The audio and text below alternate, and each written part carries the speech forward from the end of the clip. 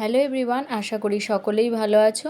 আমি আজকে তোমাদের সাথে আরও একটি নতুন নেইল আর্ট ডিজাইন শেয়ার করব। এটা একদম অন্যরকম আর আরও একটি ইউনিক ডিজাইন করেছি। ভিডিওটা পুরোটা দেখো, স্কিপ না করে। আশা করি তোমাদের ভালো লাগবে, আর ভালো লাগলে অবশ্যই লাইক, কমেন্ট অ্যান্ড শেয়ার করে দিও। আজকে আমি তোমাদের সাথে একটা কিউট বানি ডিজাইন শেয়ার করব।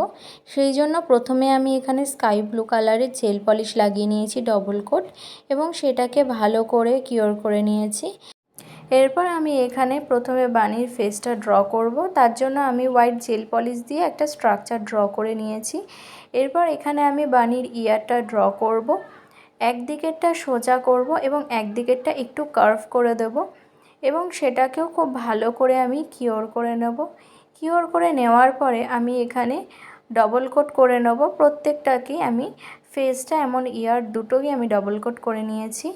এরপরে আমি বানির ইয়ারে একটু হাইলাইট করার জন্য আরও একটি কালার দিয়ে একটু টাচ আপ করে দিয়েছি।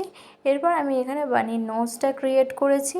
তারপর আমি এখানে বানির ফেসের নিচে একটা বো শেপ ড্র করেছি, যেটাকে আমি ফার্স্টে হোয়াইট জেল বেস দিয়ে সেটাকে ভালো করে ড্র করে নিয়েছি এবং ফিল করে নিয়েছি, এবং সেটাকে ভালো করে কিওর করে নেওয়ার পর এরপর আমি এখানে পিঙ্ক শেডটা দিয়ে নিয়েছি, দিয়ে ভালো করে বোটাকে কভার করে নিয়েছি। পুরোটা আমি এখানে পিঙ্ক শেপের দেব, দিয়ে ভালো করে কিওর করে নেব। এরপর আমি এখানে বানির আইটা ড্র করে নেব। প্রথমে একটা আমি এখানে গোলাকার শেপে করব এবং একটা পুরোপুরি স্ট্রেটের মধ্যে দেব এবং কিছু ল্যাশ অ্যাড করে দেব। এইভাবে আমি কমপ্লিট করে নিয়ে সেটাকে কিওর করে নেব।